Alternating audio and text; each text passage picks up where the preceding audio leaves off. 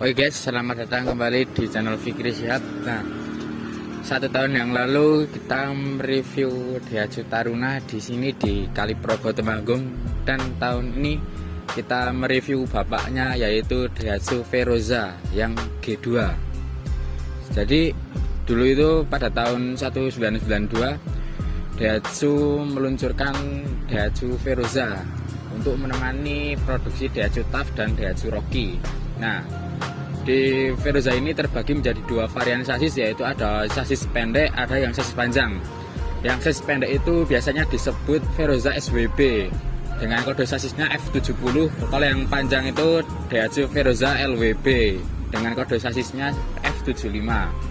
Bagi yang belum tahu SWB dan LWB, SWB itu adalah kepanjangan dari short wheelbase atau yang sasis pendek lah. Kalau LWB itu long wheelbase, jadi yang sasis panjang. Kalau jarak antar roda dari roda depan sampai roda belakang itu LWB mestinya lebih panjang, dan juga sasisnya itu lebih panjang. Biasanya itu SWB itu 3 pintu seperti Katana, TAF, Veroza, Jimny. Terus kalau yang LWB dia seperti Veroza LWB, terus ada TAF Hilin, habis itu ada Daihatsu Taruna dan lain-lain. Oke. Untuk yang di belakang ini adalah Daihatsu Veroza yang tipe G2 independen yang generasi ketiga. Jadi Veroza itu ada 3 generasi, yaitu ada generasi pertamanya Veroza yang standar itu dari tahun 1992 sampai 94. Kemudian dari 94 itu lahir Veroza yang special edition, Veroza generasi kedua. Habis itu dari tahun 96 lahir Veroza generasi ketiga, yaitu yang G2 ini. Untuk yang G2 ini ciri khasnya itu ada di bagian body kit, yaitu di bagian over fendernya itu lebar banget, jadinya makin keker ya. Untuk mobilnya ini warnanya abu-abu metalik, silver gitu, dan ada krom-kromannya gitu, tapi ini bukan tuton. Ya tuton sih, karena warnanya 2 ya, tapi khasnya tuton itu biasanya kalau abu-abu metalik campurnya dengan abu-abu tua. Oke, hujan, kita lanjut review. Jadi mobil udah kita pindahin ke sini biar kameranya ada tempat penutupnya. Oke, kita lanjut. Biar videonya beda dari yang lain, kita hujan-hujanan. Di bagian sini ada bumper yang minimalis. Kita kalau biasanya lihat bumper tuh berbentuk-bentuk gitu. Kalau ini cuma kotak gitu aja, minimalis banget. Kemudian di atasnya ada grill yang warnanya chrome. Untuk pendinginan sih cukup ya, lubang udara segini tuh. Untuk lampu khasnya Daihatsu tahun 90-an tuh masih kotak-kotak gini.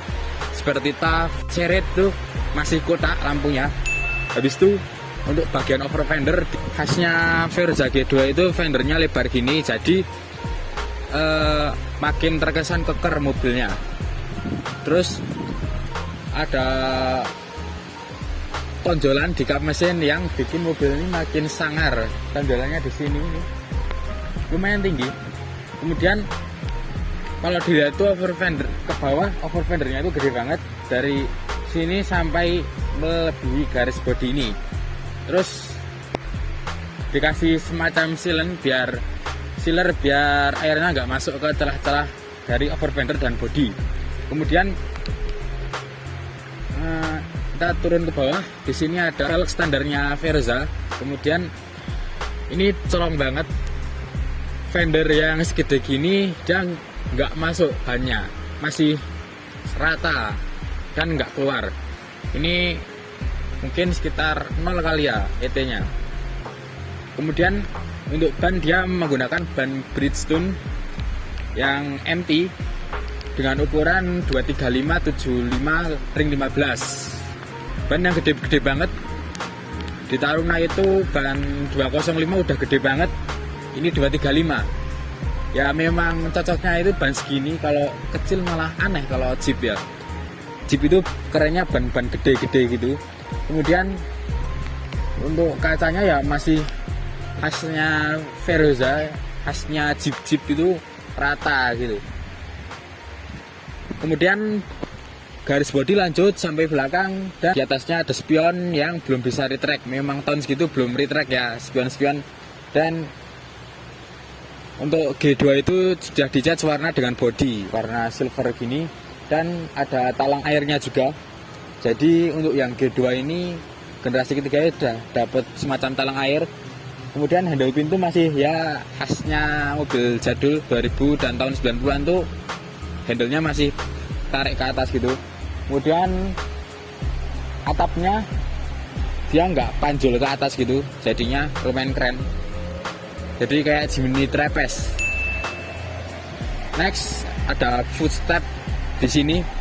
Ini bukan untuk pelindung ya, namun buat pijakan kaki. Sudah sih minimalis banget mobilnya, dan untuk yang wheelbase pendek itu dia jarak antar rodanya itu pendek, jadinya walaupun ini standar dia nggak gampang mentok di bagian tengah, nggak gampang gasro. Dan untuk mobil off-road bermanuver di medan off-roadnya lebih mudah daripada mobil yang wheelbase panjang. Terus untuk ground clearance dia bisa dibilang tinggi, jadi nggak worry buat banjir, buat ngintasin banjir tuh nggak usah takut lagi. Dan kita lanjut ke suspensi. Suspensinya itu sudah menggunakan suspensi independen untuk yang G2. Kalau yang versi sebelumnya dia masih menggunakan suspensi yang perdon. Suspensinya ini dia bantingannya lebih lembut dibanding yang sebelumnya yang masih menggunakan perdon. Habis itu untuk lampunya dia sudah model kristal gini. Kok bisa ya? Kita ini tahun 97 lampunya udah kristal. Tarung tahun baru belum kristal. Terus ada bumpernya ini sekaligus buat footstep. Ada pengaitnya juga. Di depan juga ada di bawah bumper. Oke, oh ya, knalpot sudah aftermarket dan bunyinya ngebas banget. Nanti kita coba tes bunyinya. Oke, sekarang kita lanjut ke bagian interior. Oke, akhirnya udah nggak kehujanan lagi. Kita sekarang lanjut bahas interior. Untuk bagian interior itu udah dilengkapi dengan semacam dashboard yang lumayan keren dibanding dashboard yang Veruza sebelumnya. Dia walaupun masih mempertahankan bentuk asli dari yang sebelumnya, tapi dia sudah diberi beberapa perubahan. Di antaranya itu di bagian depan sini dia udah ada semacam soft touch gini. Walaupun tidak semuanya soft touch, ya lumayan lah untuk tahun 90-an. Kemudian ada jam. Habis itu ada logo Daihatsu-nya di sini. Habis itu ada kisi-kisi AC dan head unit. Untuk audionya dia dihilangkan di mobil ini, sama di speaker juga udah dihilangkan. Dan ya kalau mobil off-road mungkin nggak terlalu butuh audio ya.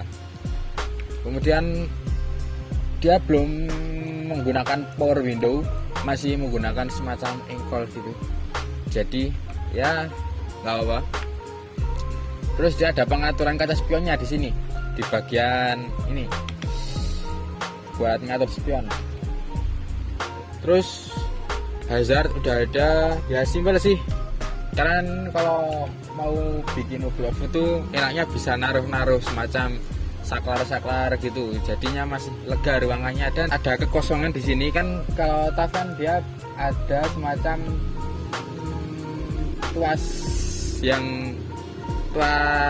buat 4 wheel, 2 wheel, high and low nya dia kan nggak ada, jadinya ada semacam tempat kosongnya di sini yang bisa buat tempat penyimpanan seperti nyimpen koin dan lain-lain. Kemudian ada tempat penyimpanan tertutup. Terus untuk setir dia sudah tidak menggunakan setir originalnya lagi ya. Habis itu ada hand gripnya di sini. Terus sabuk pengaman pastinya ada. Untuk pilar B ini desainnya bisa buat pengaman bodinya ini. Kalau mobil balap tuh nyebutnya roll bar. Dan karena ini nggak pakai jok belakang, jadinya bagasinya lega banget. Oke. Sekarang kita coba tes mesinnya. Suara knalpotnya seperti apa? Kita sekarang coba dengarkan. Oke, sekarang kita beralih ke mesin. Nah, di mesinnya ini dia menggunakan mesin berkapasitas 1600 cc dengan 16 katup SOHC. Terus untuk tenaganya dia mencapai 94 horsepower dalam putaran 5700 rpm. Untuk torsinya dia mencapai 127 Nm dalam putaran 4800 rpm. Untuk konsumsinya itu dia di angka 1:8. Ya lumayan boros untuk mobil-mobil daily. Kalau mobil off-road ya standar lah, karena dia membutuhkan torsi yang besar. Terus mesinnya ini lumayan bandel, terkenal bandel, cuman ya itu boros. Dan menurut artikel yang saya baca, mesinnya itu bisa mencapai 150 km per jam dengan akselerasi 0 sampai 100 itu sekitar 13,3 detik. Dan ya mesin ini sangat familiar untuk dipakai di mobil Daihatsu Chery untuk ajang drag race. Nah, untuk mobil off-road dia sudah standarnya emang segini sih, untuk off-road ekspedisi maupun yang kompetisi off-road. Kalau untuk jalan-jalan doang dia udah cukup banget lah. Buat ngangkat mobil dengan bobot yang lumayan berat dia masih bisa. Oke. Untuk peredaman dia nggak ada, jadinya bunyinya itu masuk banget ke kabin. Ya kalau orang-orang seperti saya sih nggak apa-apa, ada hiburan-hiburan tersendiri dari suara knalpot itu.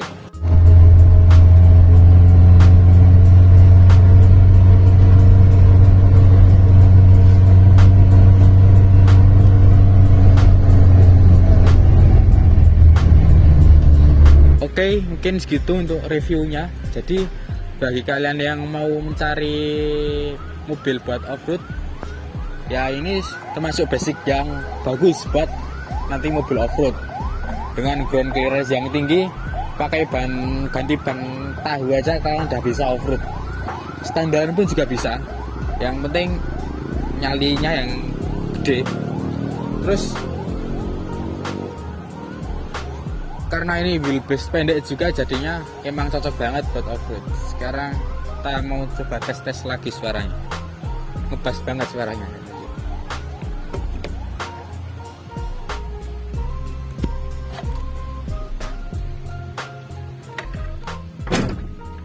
Oke, sekarang kita tes suaranya yang lumayan gede. Sekalian kita putar balik. Oke, sekarang kita coba